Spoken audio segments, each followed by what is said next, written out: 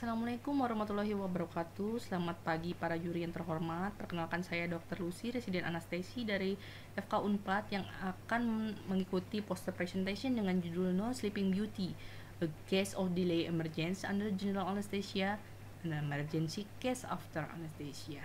Dengan pendahuluan, delay emergency sendiri merupakan suatu kegagalan pulih sadar dalam waktu 20-30 menit pasca dilakukan pembedahan. Penyebab terseringnya biasanya dikarenakan efek residual dari obat-obat anestesi yang diberikan, meskipun pada beberapa kasus penyebab lain itu dapat terjadi namun jarang. Insidensinya sendiri masih sangat jarang, sehingga penelitian mengenai potensial mekanisme dan faktor resiko yang terjadi yang menyebabkan delay emergency ini masih jarang dilakukan. Untuk kasusnya sendiri, seorang anak perempuan berusia 9 tahun dengan berat badan 20 kilo datang ke rumah sakit kami untuk dilakukan motor preparation yang dijadwalkan elektif. Pasien memiliki riwayat atrial septal defect, namun pada pemeriksaan perioperatif dalam kondisi yang cukup baik.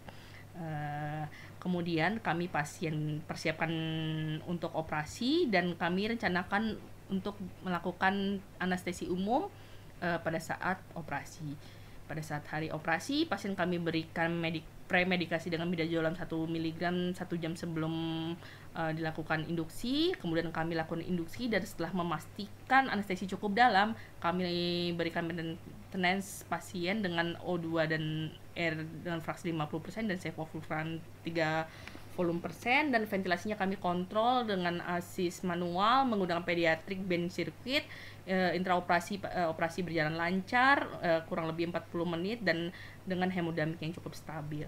Setelah operasi selesai, kami coba untuk menspontankan pasien dan coba kami bangunkan, namun hingga 3 jam pasien belum spontan dan belum bisa bangun. Meskipun sudah kami berikan obat-obatan reverse anestesi berupa prostigmin dan sulfasatropin, serta kami berikan naloxone sebanyak 3 siklus, namun gagal. Hingga 6 jam pasca operasi, pasien masih tampak apne dan belum ada respon meskipun distimulasi dengan nyeri. Kemudian denyut nadi meningkat hingga mencapai 170 kali per menit, tekanan darah turun hingga mencapai 80/45, suhu meningkat di 37,8 derajat Celcius. Dari gambaran monitor EKG tampak takikari dengan peningkatan gelombang T. Kami juga sudah memeriksakan laboratorium darah rutin dan kami juga memeriksakan GDS waktu bedside dan hasilnya normal. Kami pasang ETCO2 dan hasil ETCO2 monitor menunjukkan angka 105. Di situ kami kemudian periksa kembali suara nafas bilateralnya dan masih adekuat. Ventilasi masih reguler dan kami coba ganti soda lime pada mesin. Kami naikkan flow 10 liter per menit dan kami ganti reservoir back sirkuitnya menjadi yang 1 liter. Kemudian kami berikan ventilasi secara perlahan dengan tidak volume mencapai kurang lebih di 10 cc per kilo dengan rate mencapai 20 kali per menit. Kemudian kami evaluasi ETC2 kurang lebih 5 menit kemudian ETC2 tampak menunjukkan penurunan dan ke angka normal di 43. Kemudian pasien kami pindahkan ke PICU dan 4 jam setelah dipicu pasien bangun dan nafasnya spontan dan cukup adekuat sehingga bisa dilakukan ekstubasi. Kemudian pada saat setelah bangun, pasien tampak menunjukkan sedikit gejala kebingungan dan mengeluhkan nyeri kepala yang cukup berat. Dari pemeriksaan analisis gas darah didapatkan hasil dosis respiratorik dengan peningkatan kadar potasium di 6,4 dan oleh tim PICU ditata laksana dengan segera dengan menggunakan furosemid.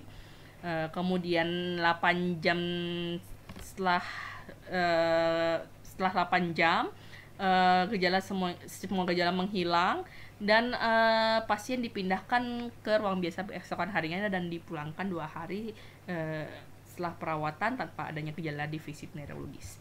Untuk diskusinya, delay emergency sendiri terjadi beberapa faktor, diantaranya faktor pasien, faktor pembedahan, faktor obat, dan faktor metabolis. Faktor obat sendiri biasanya terjadi akibat adanya residu obat-obatan anestesi atau analgesi yang diberikan sehingga pasien masih mengalami delay emergence. Sementara pada kasus ini faktor metabolik lah yang disebabkan karena masalah respirasi yang menyebabkan terjadinya suatu hiperkapni yang menyebabkan pula pasien ini mengalami delay emergence.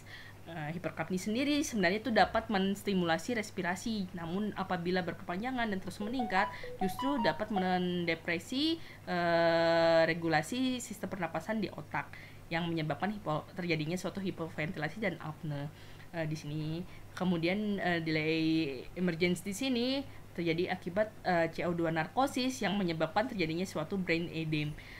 Kemudian asidosis respiratorik yang terjadi menyebabkan hiperkalemi, dan tata laksana dengan furosemid merupakan pilihan yang tepat untuk menata laksana hiperkalemi dan brain edema pada pasien. Kemudian untuk konklusinya, delay emergence anestesia ini terjadi karena berbagai macam faktor. Jadi obat-obatan anestesi itu bukan satu-satunya penyebab yang dapat menyebabkan pasien mengalami delay emergence. Tata laksana utama adalah tata laksana suportif dan tata laksana terprogram dan terarah, dan secepatnya harus menentukan mendeteksi penyebab terjadinya pasien yang kenapa tidak bangun. Itu harus segera dilakukan untuk memberikan tata laksana yang baik, tata laksana yang terarah dan sesuai pada pasien agar pasien dapat pulih kembali. Sekian presentasi dari saya. Apabila terdapat kesalahan, saya ucapkan mohon maaf sebesar-besarnya.